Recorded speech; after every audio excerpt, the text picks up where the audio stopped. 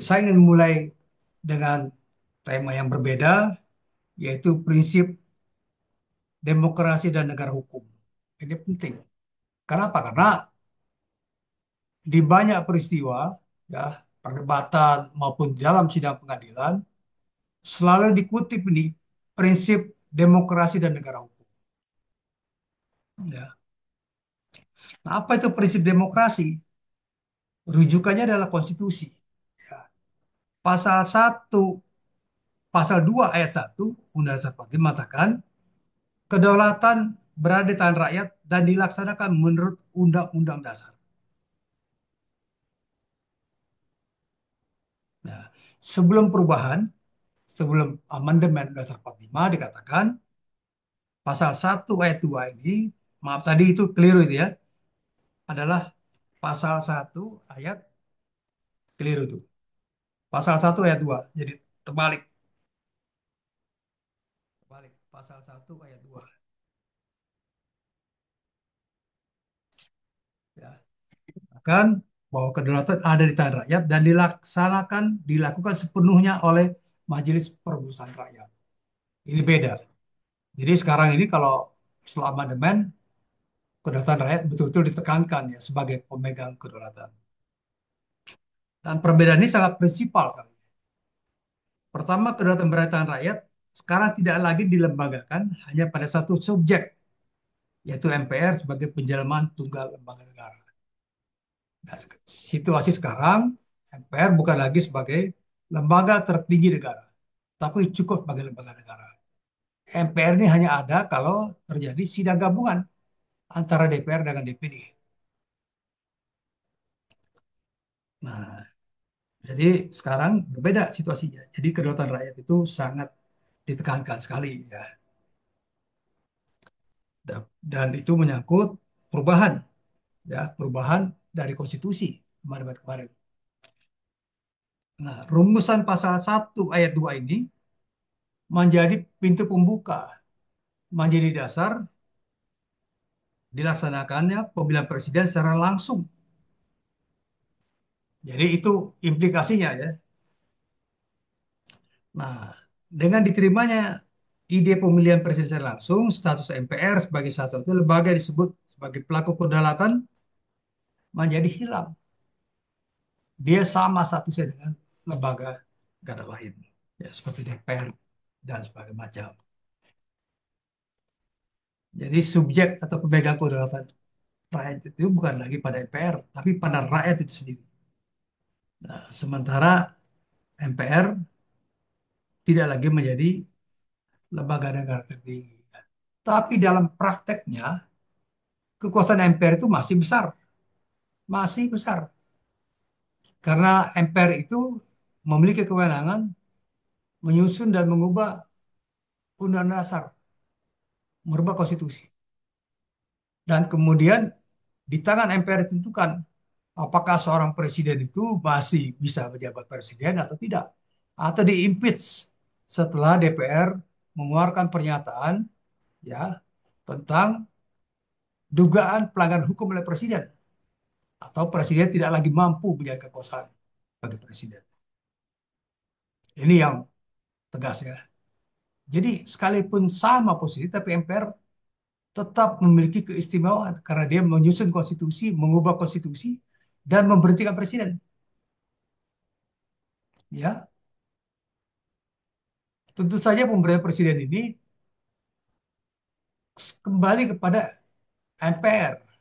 Walaupun MK dalam sidang-sidangnya misalnya menyatakan presiden yang melanggar hukum, tapi apabila MPR tidak sepakat, tidak ingin memberhentikan presiden, presiden tetap lanjut dalam posisinya.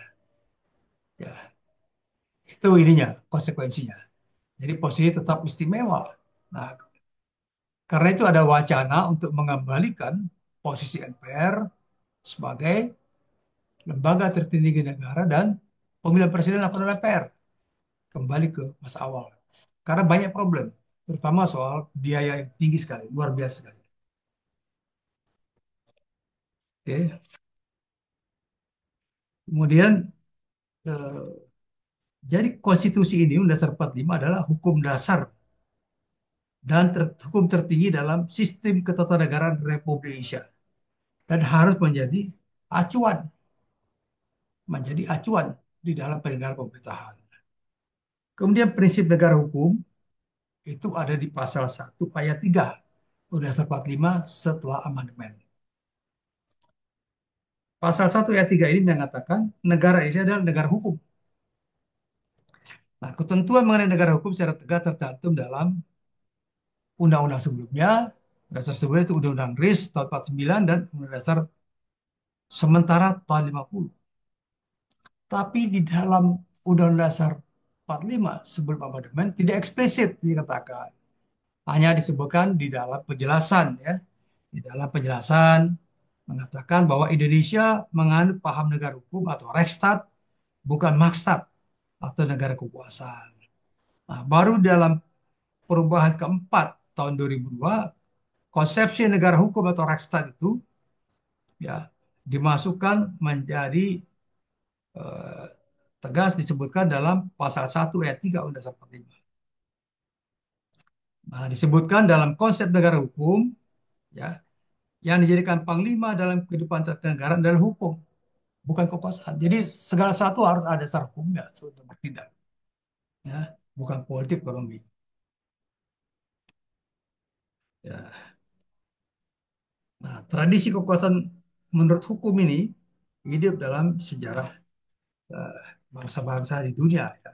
Kita baru mulai dengan menyusun konstitusi negara. Tapi sebelumnya di zaman-zaman kerajaan Nusantara ini berlaku juga prinsip negara hukum. Raja tidak bisa semena-mena. Ya, ya raja tidak bisa semena-mena. Ada hukumnya, ada mendengar pendapat. Ya, bahkan di Minangkabau, di Sumatera Barat itu dua. Ya, hukum itu harus bersandarkan pada kita Allah katanya. Ya, itu yang ini ya. Jadi bukan hal baru dan praktek, tapi di dalam Konstitusi Dasar 45 lebih jelas dan lebih tegas apa itu sebagai the rule of law.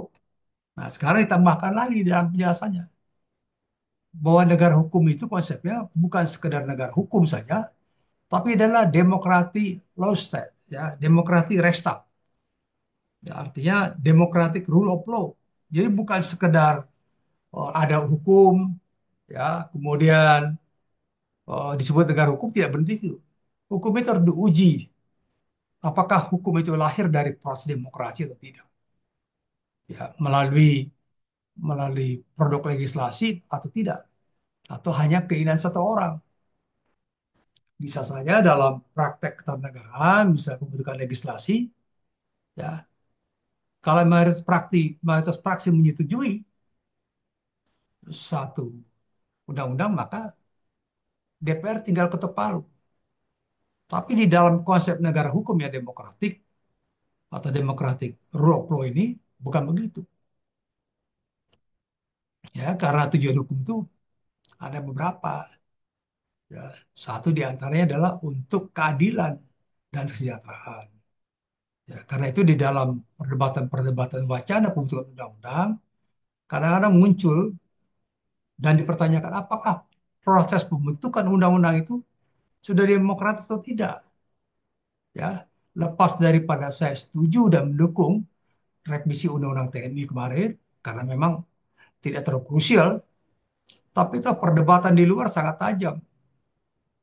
Ya, apakah memang revisi Undang-Undang TNI ini adalah sebuah kebutuhan, ya, dan kemudian dilakukan dengan mendengar aspirasi rakyat. Tapi kan pertanyaannya rakyat yang mana? Representasi rakyat itu ada di DPR. Kalau DPR setuju, maka yang tidak setuju adalah sebagian dari rakyat, ya kan? Kita lihat misalnya ya, kalau tidak setuju bisa menggugat ke MK ya terhadap undang-undang itu, undang-undang baru dengan berbagai macam reasoning. Alasannya, mahasiswa hukum UI sudah berencana untuk mengajukan judicial review ke Mahkamah Konstitusi. Ya, demikian juga dari Mas Gajah Mada ya, segala macam itu persoalan politik. Jadi Ini prinsip-prinsip ini apa yang prinsip di negara hukum itu? Ya, menurut Carl Smith seperti di Prancis itu harus ada pengakuan hak asasi manusia. Penting. Ya, hak warga negara.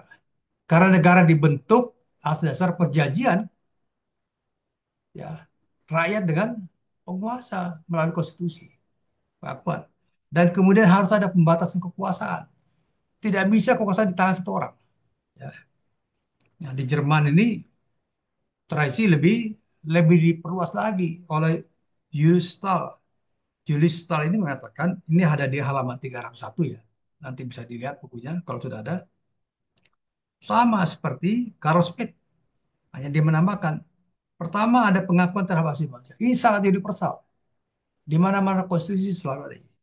Kemudian pembatasan kekuasaan jelas setidaknya melalui tiga serangkai kekuasaan, yudikatif, legislatif, dan eksekutif. Kemudian ditambahkan oleh Julius Stani, pragmatic hate panbestur. Ya, artinya pemerintahan itu harus berdasarkan undang-undang. Nggak bisa kehendak sendiri. Harus undang-undang. Ya. Dan harus ada pengadilan administrasi negara. Administratif Rekspra. Ini penting. Supaya menguji apakah kalau seandainya seorang rakyat mengalami kerugian dari tindakan negara, dia bisa membawa masalah ini ke pengadilan administrasi. Misalnya dia tidak setuju tentang rencana pelebaran jalan, maka dia bisa gugat rencana atau tindakan pemerintah ini ke pengadilan tata usaha negara, diuji. Itulah gunanya pengadilan administrasi negara. Ya.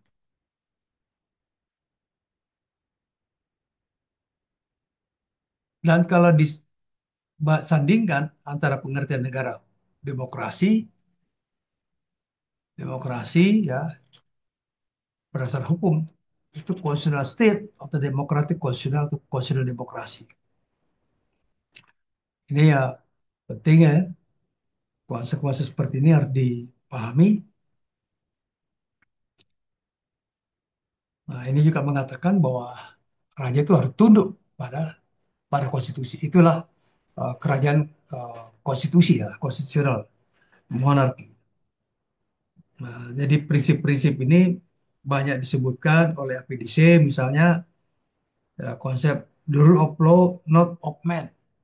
Jadi kekuasaan itu harus berdasarkan hukum, bukan atas dasar orang per seorang. Ya nggak bisa. Jadi harus ada dasar hukumnya setiap tindakan pemerintahan itu. Jadi kalau misalnya orang, maka kalau presiden mau, dia bertindak. Ya, misalnya soal, kalau menurut saya, misalnya soal penghematan anggaran atau alokasi anggaran kepada satu bidang yang lain, maka harus ada revisi APBN. Harus ada revisi supaya jelas arahnya kemana anggaran ini. Itu namanya the rule of law, bukan the rule of man.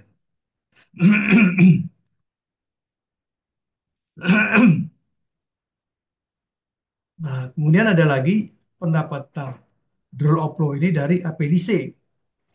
Ya, unsurnya pertama, supremasi law, supremasi hukum. Ya. Kemudian equality before the law. Jadi semua orang sama di mata hukum. Ya, kalau orang harus memilih memberikan suara dengan atas dasar surat undangan dan KTP sama semuanya. Ya, kalau orang misalnya melanggar lalu lintas di hukum semuanya harus kena. Kemudian due process of law. Artinya orang hanya bisa dinyatakan bersalah melalui proses peradilan. Tidak bisa. Ya, jadi ini apa namanya unsur-unsur ini sama ya, sama. Ya, misalnya negara harus menurut di International Commission of Jurists, kalau kita bicara tentang rule of law, maka negara harus tunduk pada hukum. Misalnya kalau presiden dinyatakan bersalah, mengeluarkan kebijakan yang merugikan sekelompok orang, dan pengadilan tata usaha mengatakan tindakan presiden itu melanggar hukum tidak sah, maka presiden harus membatalkan tindakan itu. Itu namanya negara tunduk pada hukum. Ya, Oke, misalnya satu undang-undang dibatalkan oleh Mahkamah Konstitusi, nggak bisa adakan perlawanan, harus tunduk, bikin yang baru, revisi. Kemudian presiden menghormati hak-hak individu, warga negara. Ini penting ini, ya. Nggak bisa main tangkap, nggak main gebuk, main gusur, nggak bisa. Kalau pengadilan mengatakan berhenti sementara penggusuran, berhenti, nggak bisa dilawan. Kemudian unsur yang lain, menurut International Commission of Jurists, peradilan yang bebas dan tidak memihak. Ya, oleh karena itu, para hakim ini tidak boleh menjadi pegawai negeri. Dia harus menjadi pejabat negara. Kalau dia menjadi pegawai negeri, maka dia tunduk dari hierarki kepegawaian. Ini nggak ada. Hakim itu tidak punya hierarki, tidak dia punya bos. Mahkamah Agung kepegawaian tinggi, ya. Mahkamah Agung itu hanya pelaksana kekuasaan tertinggi dari peradilan administratif. Tapi hakim bebas. Kalau hakim mengatakan dihukum mati pengedar sabu itu hukum mati. Nggak bisa diintervensi oleh Mahkamah Agung. Putusan pengadilan harus dikoreksi dalam pengadilan. Nggak bisa diintervensi. Biarkan dia putus, kemudian dikoreksi. Ya. Itu maksudnya peradilan yang bebas ya. Nah, jadi skema-skema ini penting ya. Misalnya pengakuan dan penghormatan, perlindungan hak asasi, itu basic betul. Jadi kalau ditanya apa unsur negara hukum, pertama penghormatan hak asasi. Jadi harus dihafal di luar kepala. Kemudian ajas kepastian hukum. Ini penting. Jadi semua itu harus berdasarkan hukum. Ajas legalitas, konstitusional, supremasi hukum, ajas undang-undang sebagai perangkat peraturan, kemudian ajas non retroaktif. Orang tidak boleh dihukum dengan suatu ketentuan hukum yang berlaku surut. Ya. Ajas peradilan bebas, independen, imparsial. Kemudian ajas yang lain adalah ajas non liquid. Hakim tidak boleh menolak perkara karena alasan tidak ada undang-undang atau dan jelas.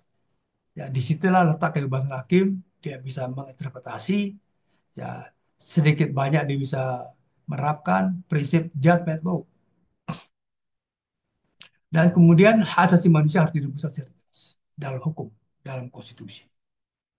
Ya, ini kira-kira yang ini. Kemudian kalau dikatakan ajas demokrasi, maka semua orang punya hak dan kesempatan sama untuk terlibat dalam pemerintahan untuk mengaruhi tindakan. Jadi kalau misalnya apabila cukup umur, dukungan partai politik kuat, setiap orang bisa maju sebagai calon presiden. Sekarang ini untuk menjadi presiden tidak perlu syarat.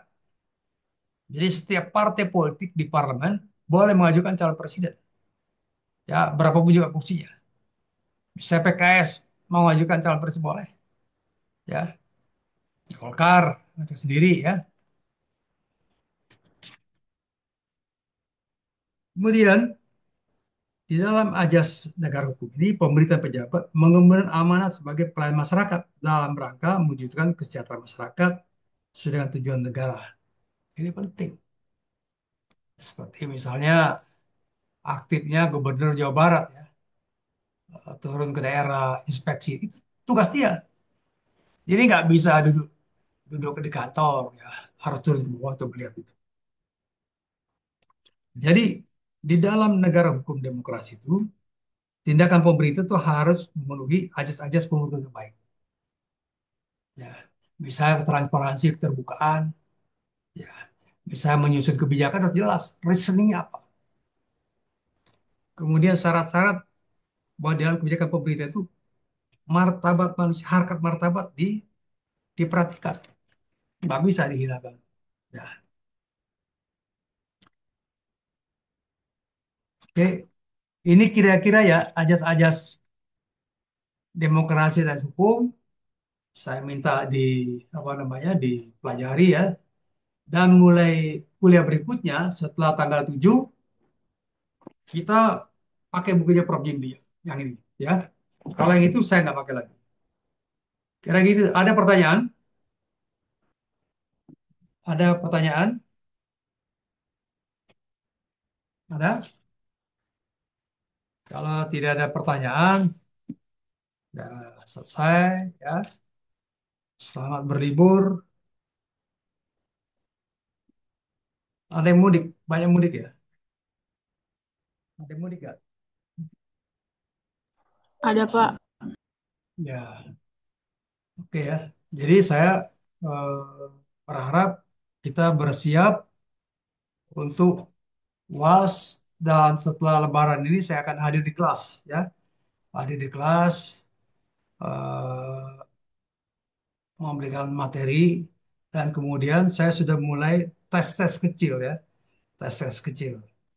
Ya, tes-tes kecil tujuannya untuk melihat ini mahasiswanya memahami nggak, ya memahami nggak ini saya ini apa kuliah saya ya.